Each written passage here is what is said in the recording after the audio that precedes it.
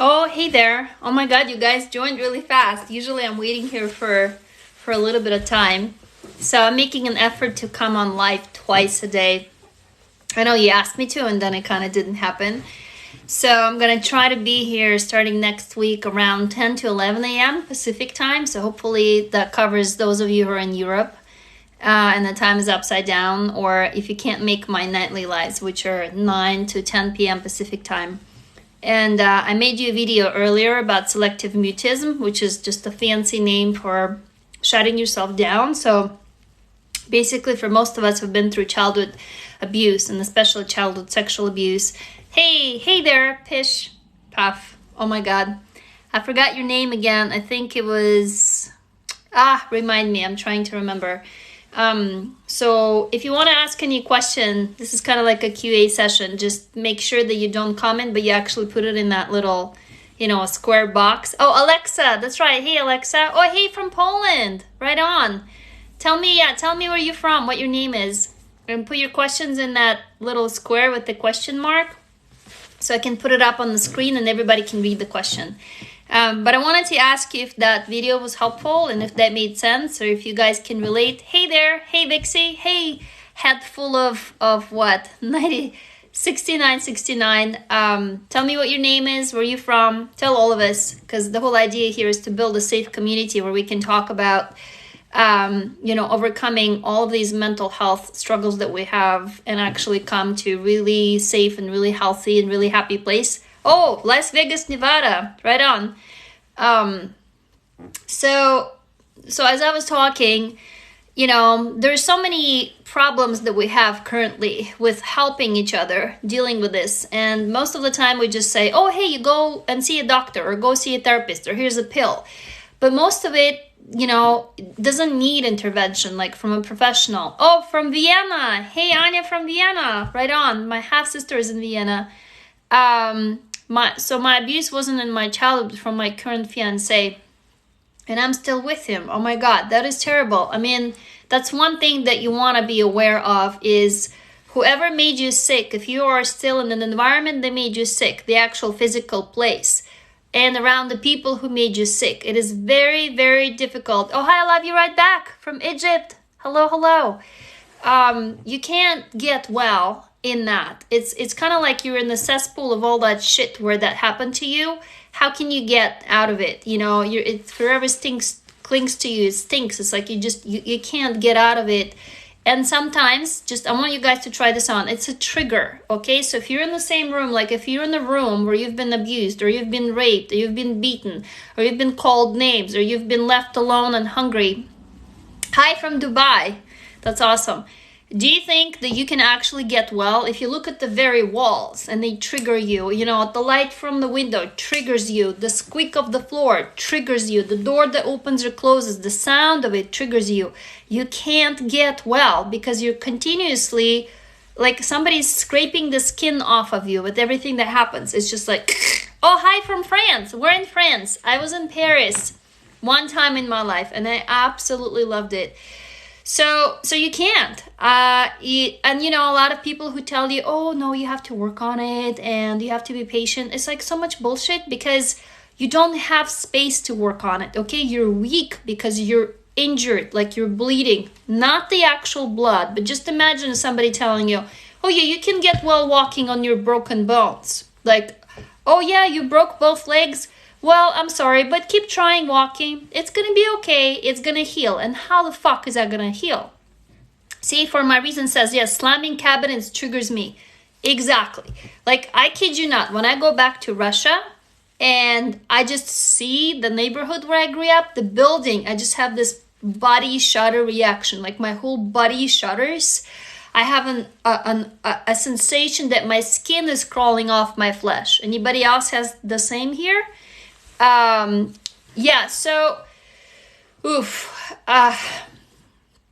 understand that when you're attached to this place. So here's why. You know why you get attached to these awful places? And see, so yeah, Jen Quinn says blue ice cube trays got a lot of beatings over ice. So you have a reaction to blue ice cube trays, right? Okay, if you want to type it into comments and I'll read it out loud. Like think about the environment where you were hurt Are there particular things that just get you going? Like for me, for example, you know what's a trigger? A spoon, a big soup spoon. So Hypermod Kid says, loud chewing or crunching makes me anxious and angry. Yeah, so something is connected to it, right? Is a person who hurt you, chewed loudly, crunched something loudly, and you forever linked it in your brain to pain. You don't even remember. Look at this, doorbell and multi-place therapist can ring 20 times. So doorbells trigger you, showers trigger you. Exactly. So for me, any bathroom would trigger you because I was abused in the bathroom. But I didn't even know that I was abused in the bathroom. I did not even remember, right? So I would walk in and I would have like this whole body sensation. Again, it's so difficult to explain.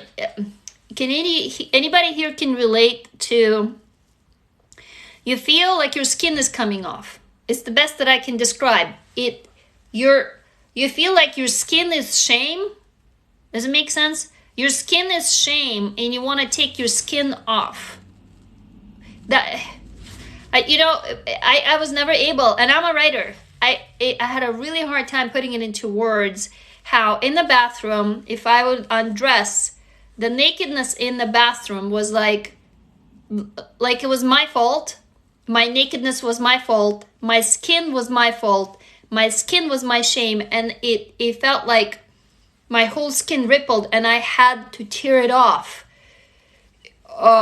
Just even talking about this right now makes me feel in the middle of horror. I haven't had that in a long time. Like the last time I had that was, I want to say about 20 years ago, this sensation. But, it's, so let's see, claustrophobic in your own body. Yeah, low talking voices, whispering.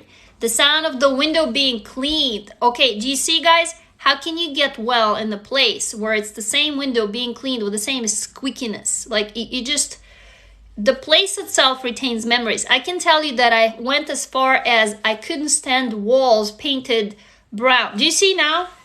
Do you see how white this is? Okay, this is my space right now. It has nothing green or brown or gray. It has black and white, which I love, and it has a little bit of color, like some pink, some blue.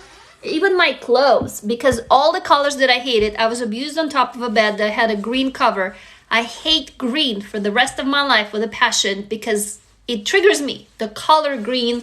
So I've eliminated. There is not a single green item in my home, not in my clothes, not in my boyfriend's clothes, nowhere, So 007 says, your video about memory loss has shocked me because it's so true.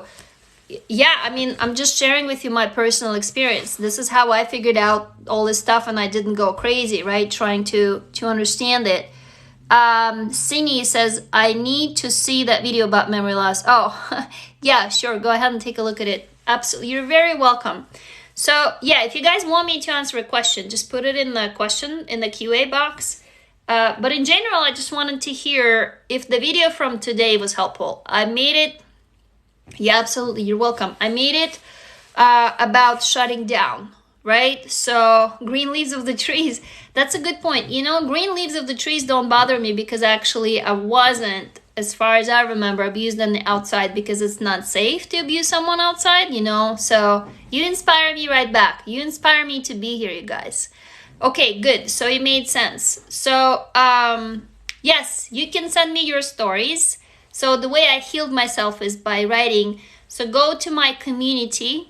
It's emberville.com. And I'm also going to be leading a free Saturday class this Saturday. Actually, every Saturday. So go in there and sign up and I'll see you this Saturday.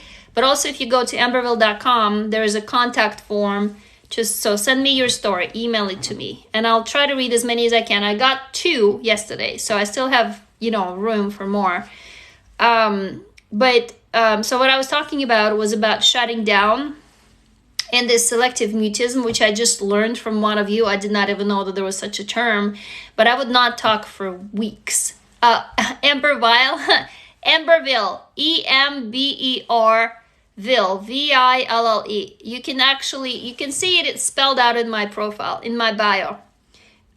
So Summer Sue says, I signed up for therapy and started to write how I feel after last time I watched your life. That's fantastic. Yeah, so writing is one of those ways for you to put your story together out of pieces. You're very welcome. Thank you guys all for being beautiful humans.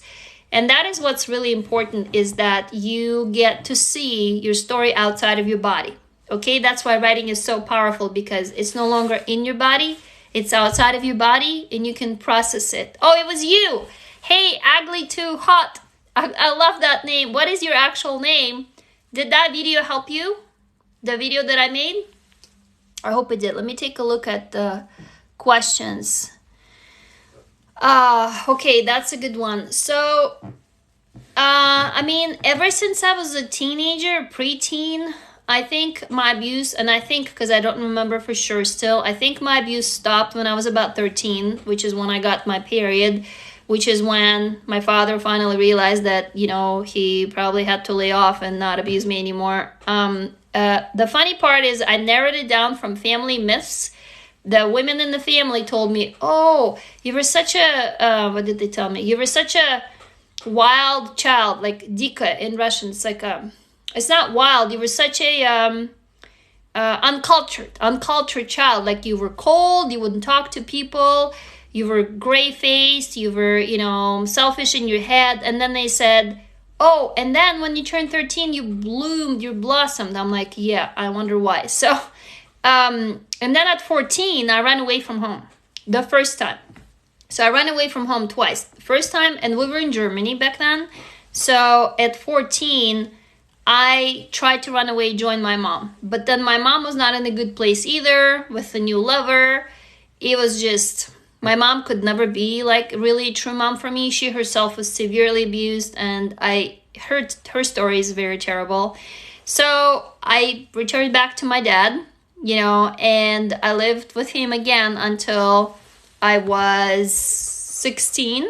Then when I was 16, I really wanted to run away again. So I always, when the abuse stopped, after a couple of years, I started feeling something is wrong in my body. So I felt like I did something wrong, right? Anybody else who can relate? Like, you were abused, but you think you did something wrong. Like, it's your fault. So I didn't know what it was. I just felt this feeling that something was wrong with my body. That's all I knew at first. And I knew that I wanted to learn what it was. And I also knew that I wanted to run away. I didn't know why. So at 16, I started planning. And at 17, I finally ran away from home. I got enough money for like 1 or 2 months rent of a studio, because I worked as a babysitter. And, you know, when you're 16, you don't really think far enough, right? So I ran away. But then I got pregnant immediately, because what happens with us sexual abuse survivors is we just offer our body to anybody. And the thing about this is we don't, you know, if you've previously have been sexually abused, depending on what, with an object, with a finger, with a penis, with what. So if you had penetration and you never got pregnant, then you go, well, you don't think the babies are made that way, as perverted as it sounds, right? So it's true, it's truth for us. And what happened, I immediately got pregnant, and it was my high school boyfriend. We're both kids, we're both 18, we had to get married. And then I got busy with life. So I had my daughter. I think in many ways my daughter saved me. Having a baby saved me, because I refocused. All of a sudden I focused on this other life, you know, on the child. And I tried to be everything my mom never was for me. Then I studied. Then, of course, the marriage didn't work out with my ex. Now I have 2 exes. So because he was partying with friends, he cheated on me, and I was just sitting at home, you know, washing diapers. It wasn't the age when we had to change diapers. It was back in Russia, Soviet Russia. So the diapers were actually pieces of cloth. Had to wash them and hang them, you know, and I was supported by my in-laws, my mother-in-law and her mother. So my grandmother-in-law, I don't know if that's what it's called. So the whole kitchen would be hung with these, you know, diapers, cloth diapers. Of course, that was not fun for an 18-year-old kid. You know, he hung out with his friends drinking beer, and I was at home being a mom, and I was just a girl. I mean, I was 18 years old. I was a kid. So then I I went into Moscow in Architectural Institute. I'm actually an architect by education. I studied architecture, and it didn't work out. Again, I ran away. It was always my solution for everything. I would run. I took my daughter and I ran away, and I set up my own apartment for a year. I lived alone. I worked and I studied and I shot my body. I ended up in the hospital and they wanted to chop off my kidney. Like, I got so bad because I had an infection. But hey Arta, I'm a hard worker, so I worked myself to temperature that was like what is it in Celsius, was like above 40, the temperature. So I don't know, what is it above 100 in Fahrenheit? I've been in this country here now for 22 years and I still don't know Celsius from Fahrenheit. So my body was just like, fuck you, you can't be a single mom and have 2 jobs and survive. So I had to move in back with my ex. I moved in back, but I met my second husband at a nightclub, and so I moved in with him. And he was a very much opposite man from my first. He really became a real father to my daughter, and so I was busy, again, being a mom with a new relationship. Then we moved to America. That was about 22 years ago. Then I studied in college. First of all, I had to study English. I came here, I didn't know any English. Like me talking right now, I didn't know how to say a word. And so I came here. Then I got into college. I couldn't study architecture. It's a long story, but UW, University of Washington, didn't accept me because I didn't have any credentials coming back from Russia. So I went into college, a smaller college here, graduated. Then, my daughter was like, hey, can I have a little brother or sister? So then we made the baby, right? Then my son was born. And then I was raising my son. So it was not until I was in my 30s that my son was older enough that I could be on my own. I had a startup company.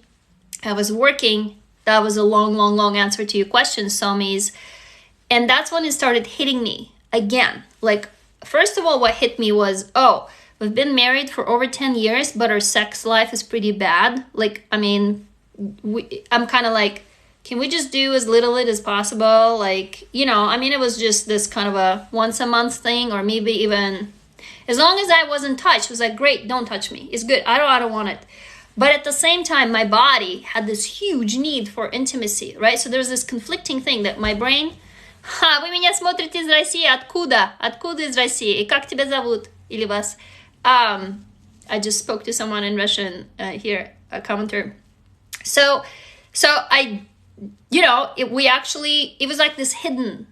Anybody else can relate to that? Like, there's this hidden life nobody talks about. You're in a happy marriage. You go to parties and you go hiking and camping. You post pictures on Facebook and you're proud of your kids and everybody's proud of you. And you got a new house and you got a new car and your husband got a promotion and he's making good money and you're being a good wife. And it's like all of these things on the surface and what's underneath that nobody knows about. So we tried to find therapy. We tried couple therapy. I tried to find sex therapist.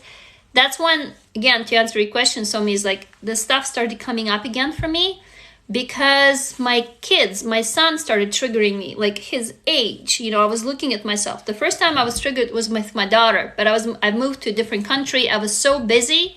Yeah, exactly. So I was so busy that I was too busy almost to notice that something was wrong. So it was when we settled, and I became really happy. My body became really happy. It started slamming me with stuff. And I was like, what the hell is going on? So I went to Russia because my sister was getting married, and I went to see her fiance, and I saw my father. I haven't seen him in 3 or 4 years. And he started saying bad things about my sister in the presence of her fiancé. And for the first time, I spoke back to him. Из Москвы, Дарья, спасибо. А где из Москвы? Я жила на Таганке, в Отрадном, на площади Нагина. Я вообще со Ждановской, которая Выхино называется. А где ты живешь в Москве? У меня друзья до сих пор в Москве. Guys, I'm talking to Daria from Moscow here. This is so cool. So back to what I was answering. Oh shit, I just lost it. Hold on. So what I was telling you. Oh my god, squirrel out of the brain. What I was telling you. Can somebody remember what I was telling you? Oh, the wedding, the second one. I'm not looking, I still have time. So the second time I married, I had my son, and then he started triggering me. And so when I went to Russia for the first time, oh, thank you. I talked to my dad back. For the first time, I have confronted him. I have never, no, that's not true, not never. The first time I tried confronting him when I was 17, I was this close to leaving the house. Or maybe I was 16. I can't remember exactly, but I wanted to have a haircut. It was really hot summer, and my hair was really thick, and it grew until here, and I wanted to cut it. And I asked him for money for a haircut, but because he's possessing me, just like any sexual abuser, like he would control my body, the way I look. He actually did cut my hair himself. I had really long hair. We went to Germany, and the first thing he did, he ushered me into the balcony, like, you're looking like a provincial little girl, not educated, and he chopped off my hair. It was very traumatic back then. So I said, I want a haircut. He's like, no, you're not getting a haircut, and you're not getting money. So guess what I did? I went to my mom, and my mom, of course, I talked her into giving me money. So I took the money, I get a haircut, and I went back to my dad. So of course, as soon as my dad saw I had a haircut, he raised his hand on me. I still remember that moment. My stepmom stood between us, because for the first time I shouted at him. He's like, you're a traitor. You have to pick a family. You can't do that. Da, da, da. And I was like, I'm not a traitor. Like, I yelled into his face for the first time in my life. That was the first time. So when I was 33, I did it for the second time in my life. This is how powerful of a tyrant he was. So when he started saying shit about my sister, I'm good right now. Thank you for checking with me. I spoke back to him. I said, what the hell are you saying? Like, and I haven't seen him for 4 years. And I come from a different country now, right? So it was really easy for me to just face him. You know what was amazing? That he crumbled. He got scared. I have never spoken back to him, and he backed off. And then he came up to me like all trying to be nice. And so like, why are you mad at me? It's okay. Papa loves you. And he kissed the top of my head. So the long answer to your question, Somi, is that was the trigger. Because he hasn't done it in over 20 years, 25 years. I don't know. But from what I gathered, again, I don't remember an instance very clearly. But from what my body told me, after he was done abusing me and I would sit cry, he would go, why are you crying? Silly, Papa loves you. And he'd kiss the top of my head. So I came back to America and I started having panic attacks. A panic attack upon panic attack upon panic attack. I did not even know, guys, what panic attack was. I thought I was having a heart attack. I thought I can't breathe or my heart is... So means the first time that I started uncovering my memories, I was 33. So it took me 20 years. 20 years after finally, when it stopped and until I started recovering it back. And then it took me over 12 years, so now I'm 45, to remember some of them. I still don't remember most of it. Piece it together, because I remembered bits of it, like not a beginning, middle, and end of an event. I remember some other event, like he would shove his finger up my butt. And he would call it Garshenya, anybody if here you're in Russian. And he would laugh, because I would tense up and cry. He's like, oh, you can't take a joke? And there would be like women in the kitchen watching it, right? So this stuff I remember. Him walking through the, our apartment naked. I remember. Him forcing us to go to the nudist bitch. So he was the first who would strip, and me staring at his penis. I remember. So these things I remember. But the worst stuff that he did to me alone, I don't, so thank you. Yeah, I just turned 45 in February. So this is how I began. So it's not an easy journey. It wasn't an easy journey for me. I mean, I hope that answers your question. So let me go and see. Let's see. You're saying writing helped you. Okay. How do you get more comfortable with writing? Is it necessarily useful to get your memory back? Okay, so... and I know you added the... Thank you so much. I know you added about the writing, how it helped me if you have dyslexia, any prompts. So we're gonna try to do it this Saturday, you guys. If you can come, it's totally free. I'm doing it because you asked me for it. We were here live and you're like, hey, we want to have a Zoom group, and I'm like, sure. So it's this Saturday, every Saturday, 3:30 till 5. Go, the sign up link is in my bio. Go click and sign up. And I have a bunch of people with whom I'm working who do have dyslexia. And so there is ways around. I mean, again, I'm not a doctor, I'm not a therapist, right? But what you can do is you connect with your emotions through creative writing. I'm building Emberville, my community. We're building a community of creative healers. Like literally, we are a community where we heal through creativity, through in particular creative writing, but later on we will add creative drawing, and maybe other arts to it, right? But that's the point, is that instead of being destructive, instead of you, and I'm watching my time, no, I'm still good. Instead of you destroying your body and destroying relationships, destroying your careers, because we tend to do that, self-sabotage, anybody here, right? You're creating something. And so in that act of creation, you access your subconscious, because your conscious stops blocking it. Because you're not writing about yourself, you're writing about a hero of the story, right? And so your conscious goes, oh, I don't need to block that. You get access to that. And as soon as you get access to that, you get access to everything that's been repressed, which is the trick. That's how I healed myself. You guys have seen it, right? I showed you my books. So they're almost chronological, right? This is me confronting my father. This is the ghost story where I kill him. This is me being a teen mom, alone out in the streets. And this is about being an ADD 12-year-old girl being neglected by parents, and So did you ever try to sue your dad? Yeah, that's a good question. I don't even know if that I can, because it's been so long ago. I think he started when I was 5, because again, I pieced it together. My mom and dad divorced when they were 4. I was 4. And then they got together again because they couldn't help it. They had some crazy chemistry, and they had sex again. And then she got pregnant, and then she made an abortion, and she taunted him, and I was 5. So he turned on me, and he basically took out his rage at women on me. First of all, because I reminded him of himself.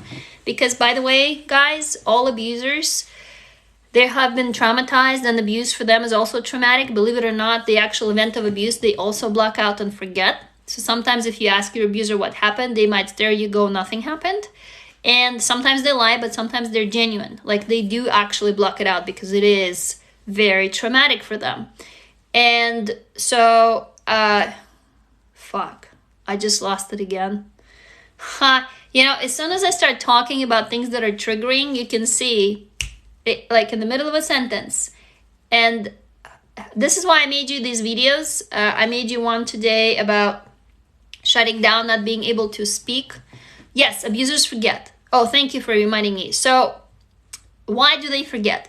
Because usually abusers abuse you because they've been the victims of abuse, and they repeat that abuse. Okay, so they repeat this because this is all they knew. But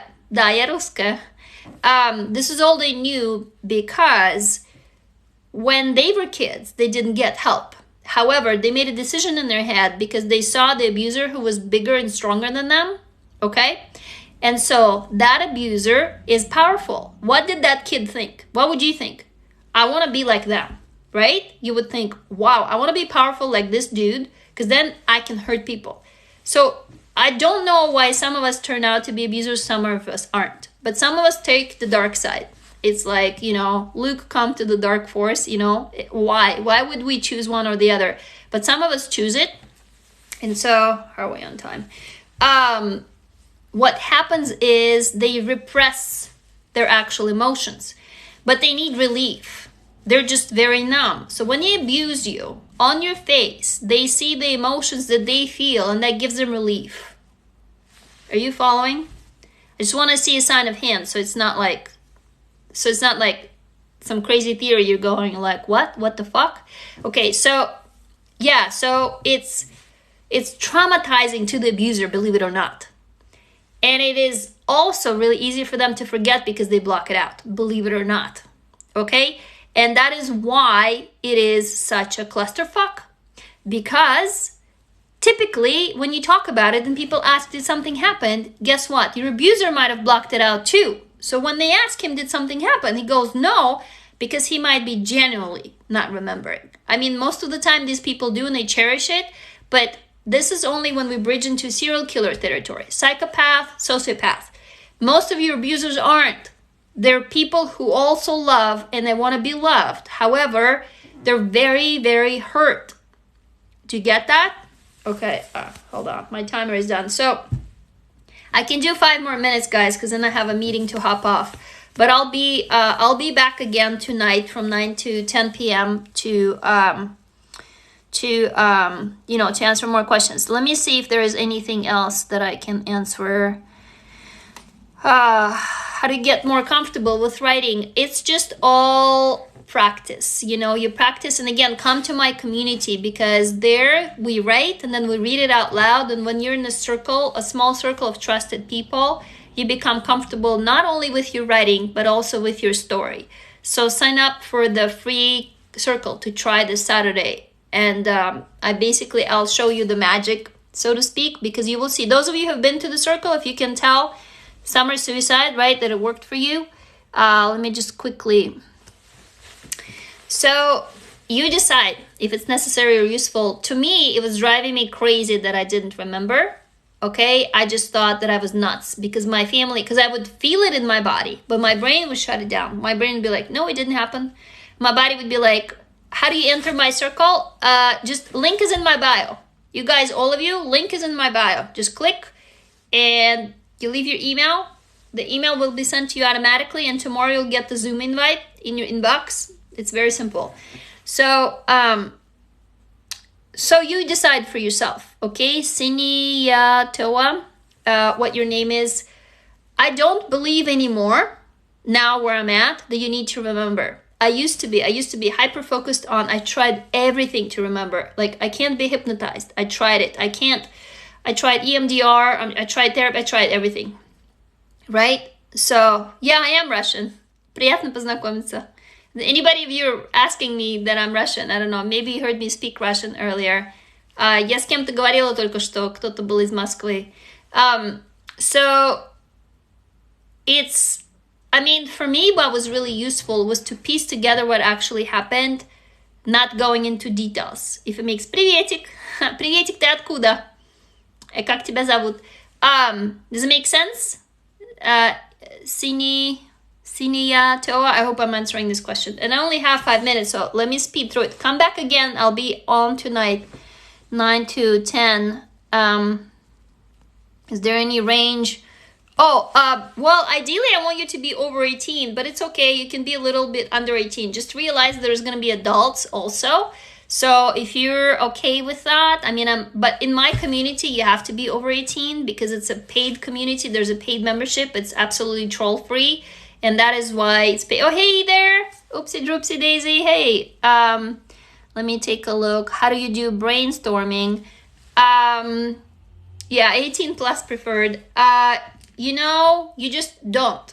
You literally write what your inner child tells you. Tap into that kid and say, hey, what's bothering you right now? What are you afraid of? And write the wildest shit they tell you. Like, seriously, just go nuts. Trust that kid, okay? Trust that kid, please, because they know better. Yeah. Oh, God. Same thing. Again, sit down, and like I said before, it's like, think of it as your daily mental health exercise. You schedule 20 minutes. I had to do it, okay, you guys? Every day, 20 minutes. You have no excuse because 20 minutes is not an hour, so I don't care how busy you are. You can do it for yourself. For 20 minutes, you sit down and you have a conversation with your inner child because wherever grief is coming from, it's either your inner child or your inner past younger self that is still in that grief, right? So you talk to that person. You imagine them sitting across you and you say, hey, what does it feel like? Where is it sitting in your body? Show it to me. And then go nuts. Have pen and paper next to you and write it down. They can tell you it's red. They can tell you it's a wounded tiger.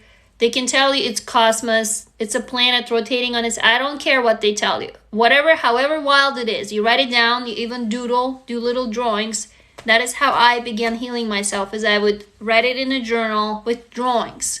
That's what we do in my community right now. We call it creative healing, right? So we're a community of creative healers. We literally help each other heal through creativity. One of the avenues is very simple. It's writing. It's creative writing. And then you can add some drawings and doodles to it. It's very simple. It's the cheapest stuff you can afford because it's just pen and paper, which, you know, no matter how broke you are, you can afford it. You can like pilfer it for free. There's lots of doctors, you know, offices where you can say, hey, can I have that pen, and take it for free, or go to a bank, can I have your pen, you know, and take a journal, paper again. And I gotta go, you guys, to my next meeting in 4 minutes. So please ask me questions in Q&A, okay, if you want me to make videos. But also come tonight from 9 to 10 p.m. Pacific time. I'll be live again. My tooth is better. I had my tooth taken out yesterday. You want to see? That is freaky. Do you see how big that is? Oh my fucking god. So I'm on pain meds, but like you can't really see the swelling, but this piece is swollen here. So I love you all. Please give my love to your inner child, and please love yourself. You are the most important person in your life, and your health is the most important thing. Everybody else and everything else can go to hell, okay? All right, I'll see you later. Go click on my link and sign up for my Saturday class. I'll see you there. Okay, bye.